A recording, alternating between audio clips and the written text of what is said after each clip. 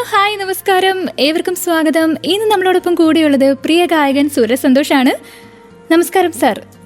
കുട്ടിക്കാലം മുതലേ മ്യൂസിക്കിലുള്ള ഒരാളാണ്. അപ്പോൾ നമുക്ക് മ്യൂസിക് മൊജോ എന്ന പരിപാടിയിലൂടെയാണ് ഏറെ പ്രിയങ്കരനായത്. അപ്പോൾ ആ ഒരു യാത്രയെക്കുറിച്ച് ഒന്ന് പങ്കുവയ്ക്കാമോ? ബേസിക്കലി ഞാൻ കപ്പ ടി വി മ്യൂസിക് മൊജോ വഴി അല്ല കടന്നു വന്നത്. ഞാൻ ചെറുപ്പം മുതലേ മ്യൂസിക് പ്രാക്ടീസ് ചെയ്യുന്നുണ്ട്, പഠിക്കുന്നുണ്ട്. പിന്നെ കർണാട്ടിക് കോൺസേർട്സാണ് അധികം ചെയ്തുകൊണ്ടിരുന്നത്. പിന്നെ ഗ്രാജുവലി ബാൻഡ് മ്യൂസിക്കിലേക്ക് വന്നു. പിന്നെ തെലുങ്കിൽ പ്ലേ ബാക്ക് സിംഗ് തുടങ്ങി 2010. അതിനൊക്കെ കഴിഞ്ഞിട്ട് 2014 തോന്നുന്നു കപ്പ ടി വി അപ്പം നിലവിടം വാടകை വാങ്ങി വിഴി വീട്ടിനിൽ കുടി வைக்கலாமா நான் வாழும் வீட்டுக்குள் வேறாரும் வந்தாலே தகுமா தென்மலை தேர்க்கு நீதான் உந்தன் தோள்களில் இடம் தரலாமா நான் சாயும் தோள் மேல் வேறாரும் சாய்ந்தாலே தகுமா நீரும் செங்குலச்சேரும் கலந்தது போலே கலந்தவளா முன்பே வாயின் அன்பேவா ഉണേവാ ഉയരേവാ. ആലായാൽ തറ വേണം, അടുത്തൊരമ്പലം വേണം, ആലിന് ചേർന്നൊരു കുളവും വേണം. അപ്പോൾ ഒരിടയ്ക്ക് സോഷ്യൽ മീഡിയയിൽ ചർച്ചയായിക്കൊണ്ടിരുന്നൊരു സോങ് ആയിരുന്നു അത്. അതിനെ ഒന്ന് തിരുത്തി കുറിച്ചുകൊണ്ട് ആലായാൽ തറ വേണോ അടുത്തൊരു അമ്പലം വേണോ എന്ന ചോദ്യത്തോടു കൂടിയാണ് ചേട്ടൻ ആ പാട്ട് റീക്രിയേറ്റ് ചെയ്തത്. അപ്പോൾ അതിലേക്കുള്ളൊരു വരവെങ്ങനെയായിരുന്നു, അല്ലെങ്കിൽ അതിന് പിന്നിൽ ആ ഒരു ചോദ്യങ്ങൾക്ക് പിന്നിലുള്ള ഉത്തരം എന്തൊക്കെയായിരുന്നു? ശരിക്കും പറയുകയാണെങ്കിൽ ഇപ്പോൾ മലയാളികളുടെ ഗ്രഹാതുരതയാണോ ഈ പാട്ട്? ഭൂരിപക്ഷം മലയാളികളുടെ ഗൃഹവിരുദ്ധം ഉണ്ടോ എന്ന് എനിക്ക് അറിഞ്ഞൂടാ. ബേസിക്കലി ആ ഒരു പാട്ട് ഒരു ഫ്യൂഡൽ പാട്ടാണ്. സോ പ്രിവിലേജസുകൾ ഒരുപാടുള്ള ആളുകൾക്ക് ഒരുപക്ഷെ അത് നൊസ്റ്റാൾജിയ ഉണർത്തുന്ന പാട്ടായിരിക്കാം. പക്ഷേ ഭൂരിപക്ഷം മലയാളികളും പ്രിവിലേജുള്ള ആൾക്കാരാണെന്ന് എനിക്ക് തോന്നുന്നില്ല. സോ ഞാൻ ഈ പാട്ട് ഒരുപാട് കാലം നമ്മൾ എല്ലാ മലയാളികളും പോലെ ഞാനും പാടി നടന്നൊരു പാട്ട് തന്നെയാണ്. സോ ഞാൻ പിന്നെ CAA സമരത്തിൻ്റെ ഭാഗമായിട്ട് ഒരു പ്രൊട്ടസ്റ്റിൻ്റെ വേദിയിൽ ഈ പാട്ടിലെ പ്രശ്നങ്ങൾ ചില സുഹൃത്തുക്കൾ ചൂണ്ടിക്കാണിക്കുകയും അപ്പോൾ ഞാൻ അതിനെപ്പറ്റി ആലോചിക്കുകയും പഠിക്കുകയൊക്കെ ചെയ്തു. ഏകദേശം കുറേ വർഷം ഇതിനെപ്പറ്റി റിസർച്ച് ചെയ്ത് എവിടെ നിന്നാണ് പാട്ടുണ്ടായത്. പൊതുവെ ധാരണ ഇത് കാവലം നാരായണ പണിക്കർ ഉണ്ടാക്കിയ പാട്ടാണെന്നല്ലോ. അല്ല, അത് അദ്ദേഹത്തിൻ്റെ പാട്ടല്ല, അദ്ദേഹം പാടിയിട്ടുണ്ടെന്നുള്ള സത്യമാണ്. ഇത് ഒരു മനയിലെ നമ്പൂരിയാണ്, പേര് മറന്നുപോയി, പുള്ളിയുടെ രചനയാണ്. സോ ഇപ്പോൾ സ്വാഭാവികമായിട്ടും ഒരു സവർണൻ്റെ എല്ലാ ചിന്തകളും ഈ പാട്ടിലും തെളിഞ്ഞ് കിടപ്പുള്ളതായിട്ട്, തെളിഞ്ഞാണ് കിടപ്പുള്ളതായിട്ട് നമുക്ക് പോകുമ്പോൾ കാണാൻ പറ്റും. പിന്നെ അതിലകത്ത് എലിമെൻറ്റ്സ് ഒന്നുമില്ല. പിന്നെ നോക്കുകയാണെങ്കിൽ തന്നെ ഈ കാലഘട്ടത്തിൽ അത്തരത്തിലുള്ള ആശയങ്ങൾ കൊണ്ട് നടക്കേണ്ട ആവശ്യമുണ്ടോ എന്ന് ചോദിച്ചു കഴിഞ്ഞാൽ ഇല്ല എന്നല്ലാണ്ട് വേറെ നമുക്ക് ഉത്തരം തരാൻ വഴിയില്ല. അടക്കം വേണം എന്നാണ് പെൺകുട്ടികളുടെ ലക്ഷണമായി പറയുന്നത്. യോജിക്കുന്നുണ്ടോ? ഇല്ല, യോജിക്കുന്നില്ല. Yes, exactly. നമ്മുടെ കാലഘട്ടത്തിന് ചേരാത്തൊരു ഐഡിയോളജിയാണ് ഈ പാട്ട് പേര് നടക്കുന്നത്.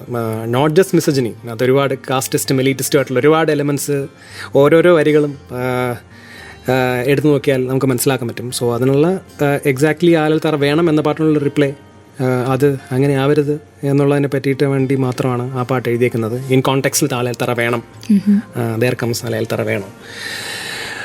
സോ ഇതാണ് ഇതിൻ്റെ ഒരു നട്ട്ഷെല്ലിൽ പറയാൻ പറ്റുവാണെങ്കിൽ ഇതിനെപ്പറ്റി എന്തുകൊണ്ട് അത് ചെയ്തു എന്നുള്ളതിൻ്റെ ഒരു ഉത്തരമായി പറയാനുള്ളത്. ബാക്കി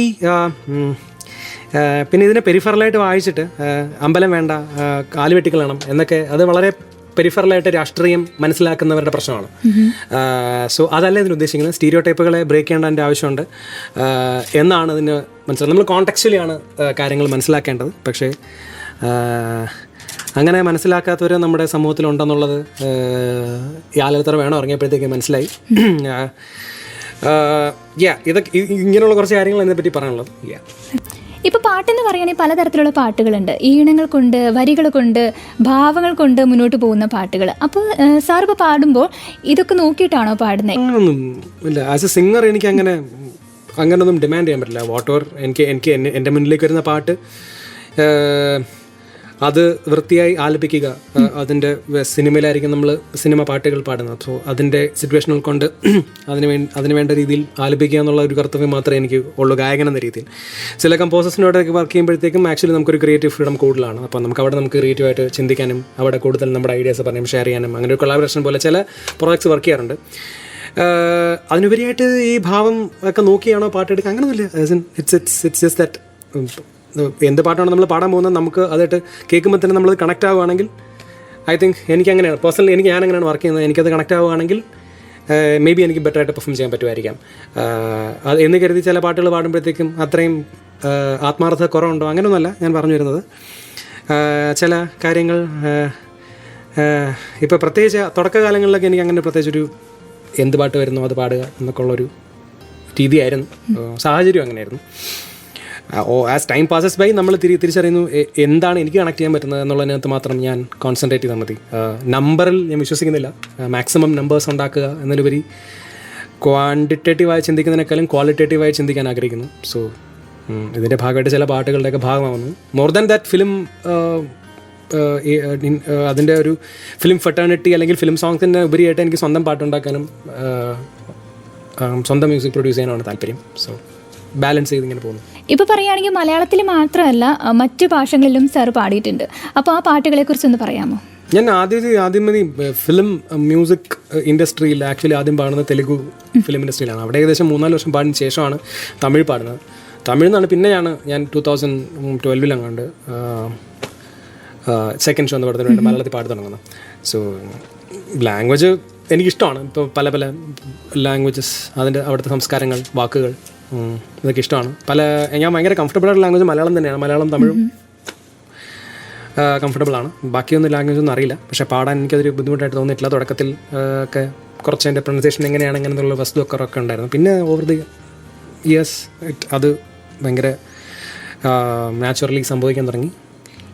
പിന്നെ അതിൻ്റെ ഭാഗമായിട്ട് പല ലാംഗ്വേജിലും വർക്ക് ചെയ്യാൻ പറ്റി. അതൊരു പ്രിവിലേജായിട്ടും ഭാഗ്യമായിട്ടും കാണുന്നു. 2014 മസാല കോഫി എന്ന് പറയുന്ന ബാൻഡിൽ ഒരു നിറ സാന്നിധ്യമായിരുന്നു സാറ്.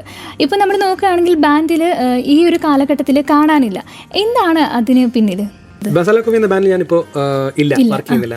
ഞാൻ ബാൻഡ് കിട്ടിയിട്ട് ഏകദേശം 5-6 വർഷമായി. തുടക്കത്തിൽ വരുമ്പോഴത്തേക്കും 2014 എല്ലാവരും ഈ ഒരു കാപ്പ ടിവിയുടെ മ്യൂസിക് മോജോ എന്ന പ്ലാറ്റ്ഫോമിൽ പെർഫോം ചെയ്യാനായിട്ട് ഒരു കൂട്ടം ആൾക്കാർ വരുന്നു. ഒരു ബാൻഡ് തുടങ്ങുക എന്നൊരു ഉദ്ദേശത്തോടുകൂടി അല്ല എല്ലാവരും വന്നത്. ഒരു ദിവസത്തെ ജാമിങ്ങിൻ്റെ ഭാഗമായിട്ട് കുറച്ച് പാട്ടുകൾ നമ്മൾ ജാം ചെയ്ത് അത് കപ്പ ടിവിയുടെ മ്യൂസിക് മോജോ വഴി പ്ലാറ്റ്ഫോം വഴി എല്ലാവരും കാണാനിട വന്നു. ഗ്രാജുവലി എല്ലാവർക്കും ആ വീഡിയോസൊക്കെ ഇഷ്ടപ്പെടുന്നു. അങ്ങനെയാണ് പിന്നെ എല്ലാവർക്കും ഇഷ്ടപ്പെട്ടപ്പോഴത്തേക്കും എന്തുകൊണ്ട് നമ്മൾ പെർഫോം ചെയ്തോടെ ഒരുമിച്ച് എന്ന ചിന്തയുടെ ഭാഗമായിട്ട് നമ്മൾ കുറച്ച് കോൺസേർട്ട്സ് ഒരുമിച്ച് ചെയ്യുന്നു. പിന്നെ അതിനൊരു ഇൻഡിപെൻഡൻറ്റ് സ്വഭാവമൊക്കെ കടന്നു വരുന്നു. പിന്നെ ഞാൻ കുറച്ച് കഴിഞ്ഞപ്പോഴത്തേക്കും ഒരു കുറച്ച് 4-5 വർഷം ഞാൻ വർക്ക് ചെയ്തു as A singer, as A producer, as an arranger. പിന്നെ എനിക്ക് തോന്നി അതല്ല എൻ്റെ വഴി എന്ന് തോന്നി. എനിക്ക് അങ്ങനത്തെ ടൈപ്പ് ഓഫ് മ്യൂസിക് ഉണ്ടാക്കാനല്ല, എനിക്ക് വേറെ എന്തെങ്കിലുമൊക്കെ ട്രൈ ചെയ്യണം എന്നുണ്ട്. പിന്നെ mutual fund politics is of course there. അതിൻ്റെയൊക്കെ ഭാഗമായിട്ട് ഞാൻ ബാൻഡ് വിട്ടു. ഇപ്പോൾ ഐ എം ഇൻഡിപെൻഡൻറ്റ്. അപ്പം ഇൻഡിപെൻഡൻ്റായിട്ട് മ്യൂസിക് ഉണ്ടായിക്കൊണ്ടിരിക്കുന്നു. ഓക്കെ, ഇപ്പോൾ പറയുകയാണെങ്കിൽ സാർ ഒത്തിരിയേറെ പാട്ടുകൾ പാടിയിട്ടുണ്ട്. ഇനി വരാനിരിക്കുന്ന പ്രോജക്റ്റ് ഏതാണ്? ഇൻഡിപെൻഡൻ്റ് ആയിട്ടുള്ള പ്രോജക്ട്സാണ് വർക്ക് ചെയ്തുകൊണ്ടിരിക്കുന്നത്. കുറച്ച് ഇലക്ട്രോണിക് മ്യൂസിക് പ്രോജക്ട്സ് വർക്ക് ചെയ്യുന്നുണ്ട്. പിന്നെ ആവാസവ്യൂഹം എന്ന ചിത്രത്തിൻ്റെ സംവിധായകൻ കൃഷാന്തിൻ്റെ പുതിയ web series, Malayalam web series 4 സംഘം സംഭവ വിവരണം 4 സംഘം എന്ന വെബ് സീരീസിന് മ്യൂസിക് സ്കോർ ചെയ്യുന്നുണ്ട്. ഞാനും എൻ്റെ ഒരു സുഹൃത്തായ വർക്കിംഗ് കൂടെ ചേർന്നിട്ട്. സോ അതാണ് മ്യൂസിക് കമ്പോസ് ചെയ്തുകൊണ്ടിരിക്കുന്നത് അല്ലെങ്കിൽ പ്രൊഡ്യൂസ് ചെയ്തുകൊണ്ടിരിക്കുന്ന വർക്ക്. വേറെ പിന്നെ കുറച്ചധികം സിനിമകൾ പാടുന്നുണ്ട്, അത് വരാനുണ്ട്. പേരൊന്നും എനിക്കറിയാം. സൂര്യ സന്തോഷ് എന്ന ഗായകനെ കുറിച്ച് പറയുകയാണെങ്കിൽ നമ്മുടെ എല്ലാവരുടെ മനസ്സിലേക്ക് ഓടി വരുന്ന ഒട്ടനവധി ഗാനങ്ങളുണ്ട്. അതിൽ ഏറ്റവും മുൻനിരയിൽ വരുന്നത് ഗപ്പി എന്ന സിനിമയിലെ സോങ്ങാണ്. ഗപ്പി എന്ന സിനിമയിലെ തനിയെ മിഴികൾ എന്ന സോങ്ങിലേക്ക് പോയാലോ? കുഞ്ഞോമൽ കണ്ണൂരം കണ്ണീരും മായേണം നെഞ്ചോരം കുന്നോളം ചേലേറും കനവുകളും ഒരു പിടി. അങ്ങനെ പോകുന്നു.